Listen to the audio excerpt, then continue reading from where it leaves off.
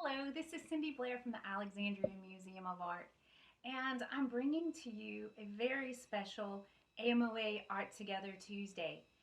This week, and for the foreseeable future, we will be changing our format of Art Together Tuesday just a little bit.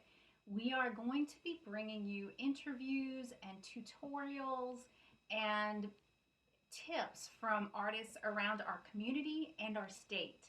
So enjoy this series of videos and let us know what you think.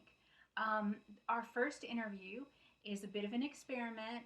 We did it over Zoom with artist Tony McDonald, longtime friend of the museum. So if you notice any inconsistencies with the audio or the video, please understand we're working hard to try and experiment with new things as we move forward.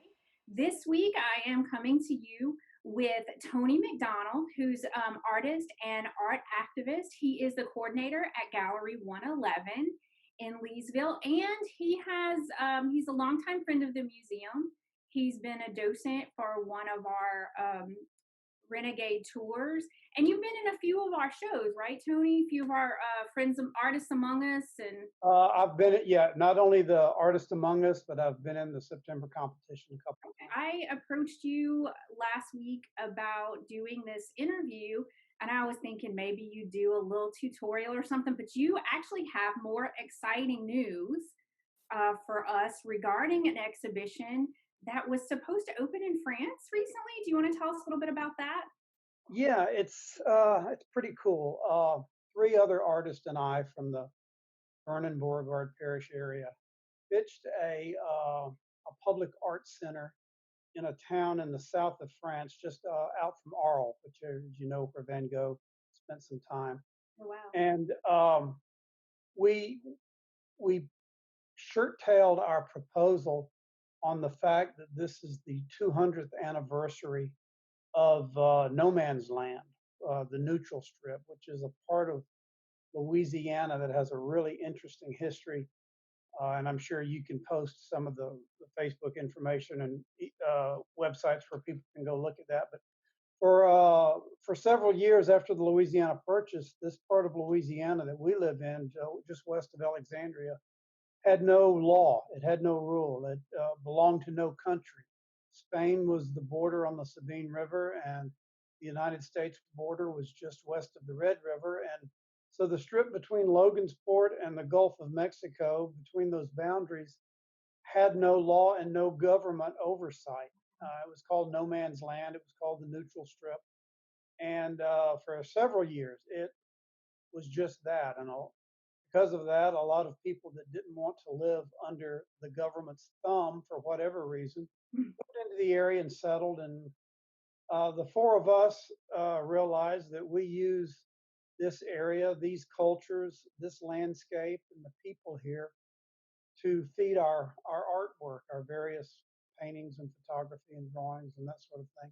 So we pitched this show about four artists living in no man's land and tied it to the celebration. And the group in France absolutely loved the idea. In fact, they moved us to a bigger venue. Oh, wow. We got the state of Louisiana involved under the Vernon Parish Tourism Commission, the No Man's Land Commission, CRT, the Lieutenant Governor's Office, and it was going to be a big deal. We were going to go over there as a cultural exchange and put on a little dog and pony show about no man's land and show our artwork. And of course, then this pandemic hit, and that kind of got pushed into 2021. But we're still excited about the concept and the idea that they are excited about it. And so we're going to hang the show that would have been in France at Gallery 111 in Leesville in August, and it'll be up through August and September. Okay. What drew the four of you as artists to this idea of no man's land? Well, it really was. We really didn't want to theme the show so much, but we sat around and had a few drinks and brainstormed about what can we do to cohese our work together. One of the artists is a photographer, Ricky Smith, who has done some wonderful work at from the local Mamu Mardi Gras. and he's been one of the official photographers at the Louisiana Jazz Fest in New Orleans for the past several years, and has worked and photographed all over this area, the people and events and landscapes. Another one of the artists is Isabelle Massart, who is from Belgium and speaks French and spends every summer in France, and was trained in Europe. And she's painting the local landscape. I'm working within the local landscape. And then the fourth artist is Joey Governell, who does some really unique paintings having to do with wildlife in the area on aluminum. And we said, look, we're all feeding off this land. Let's tie it to this celebration and make our paintings and our artwork a part of the celebration of no man's land. So that was the idea, and that's how we pinned it, and that kind of made it work. Beautiful idea. So your landscapes tend to be a little more abstract, and so That's I'm right. really curious as to how you translate the landscape into these beautiful abstracts. There's one that I know that I've talked to you a lot about that I really love, the Holly Beach. There's two paintings actually of Holly Beach Right.